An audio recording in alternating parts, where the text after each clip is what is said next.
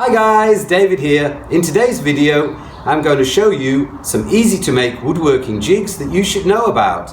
And hang around to the end of the video and I'm going to show you some center finding jigs too.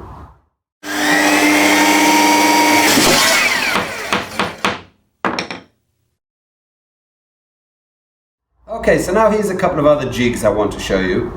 These are called V blocks. I think it's quite self-explanatory, right? This is a V, like the letter V in English. It's a V block. And you can make these even if you don't have a table saw, even if you don't have a band saw, you can make a V block. Just make a couple of cuts. If you've got a regular 90-degree angle, generally speaking, they've got a 45-degree angle here. So you can just mark your piece out with a 45-degree angle like this, and like this, mark a V, and then you can cut it out with a handsaw. Now these are particularly large. These are for large work. I've got all different ones here. Now you can't do this with a handsaw. This has been done on a table saw. It's a very long V cut. But why do we need V blocks? What's the purpose of these V blocks? Well, there's a few things you can do with them. I work a lot with sticks in my workshop. That's why I'm called Rustic David. I make all sorts of rustic furniture.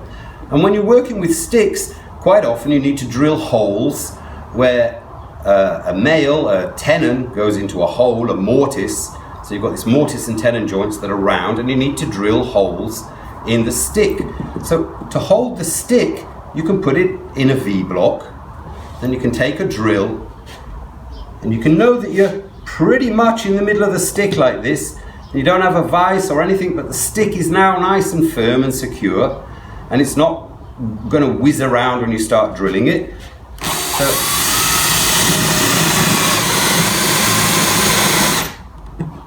now if I was making a mortise, the hole for a tenon to go in, I want to know how deep it is.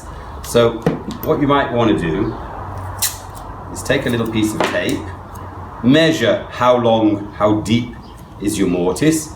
Just put a bit of tape on your drill bit, and then you drill until the tape, and then you know how deep is your mortise. So we can use V blocks for holding round material for drilling. Now you can also use it to hold round material for sawing as well. Like earlier we used a bench hook for square material. I can use a V block for holding round material that I want to saw. Now, if you were going to a bandsaw, you can hold it very firmly and cut on a bandsaw. On the bandsaw, there's a danger with round material that it spins around. So I often use a V block to cut on the bandsaw.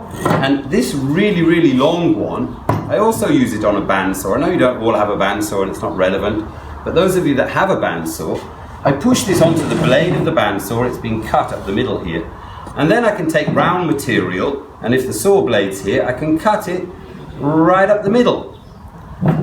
So this is another use for V blocks. And depending on the size of your workpiece, you might want larger V blocks for holding bigger material that you want to drill and it doesn't spin around. So V blocks are really good for holding round stuff. This is just a broomstick, but you see it fits really, really nice. Now I can drill a hole right in the middle, and there you go. So that's V blocks. Okay, so we've talked about all sorts of ways to hold the work. So just as a couple of extra little tips here, some ways of marking your work. We were talking about round material. So one of the things, if you've got round material, sometimes you need to know where is the center of this round material. Maybe you need to drill a hole here. Maybe you want to mount it in a lathe. Maybe it's going to be connected to some kind of a base and you need a circle on the bottom. Whatever reason, sometimes we need to know where is the center of a round piece of material. So this little jig, it's really, really simple. It's two pieces of sandwich joined together, sandwich plywood. Two pieces of plywood joined together in the corner. This I've just nailed it together actually. And then on this edge is a triangle with a 45-degree angle marked on it. Now 45-degree angle, it's not complicated. Don't get stressed at the word angle. You've got one on your 90-degree angle. There's a 45 degree. It's just cut on a piece of thin plywood and glued on the edge here, dissecting the corner.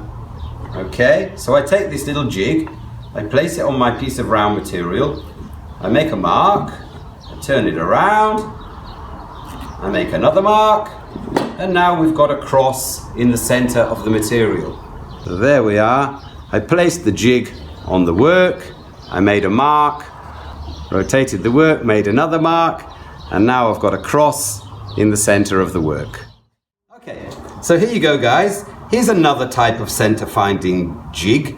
As you see, I've written on it that it's a center finding jig and keep it, which I suggest you do with a lot of jigs because they quite often just look like a bit of scrap wood and they might get lost. This one's very simple. It's for marking the center of a board. I might want to drill holes to screw this board onto something. I might want to saw it along the middle. For various reasons, we sometimes need to mark the center of a board. So with this jig, we've got two little dowels, and in the middle of them a pencil. And just the edge of the pencil, the tip of the pencil is just poking out here, and it's exactly in the middle. If this is 20 centimeters, it's 10 centimeters and 10 centimeters. So you simply drill 3 holes, stuff a pencil through the middle, and it works like this. You lock one dowel onto the side of the board here and one onto the board like this, and then apply equal pressure and draw it along the board. Oops, I moved a little bit here, but there you go. Now you see we've got a nice line along the center of the board. Well guys, I hope you liked the video. I hope you learned something new.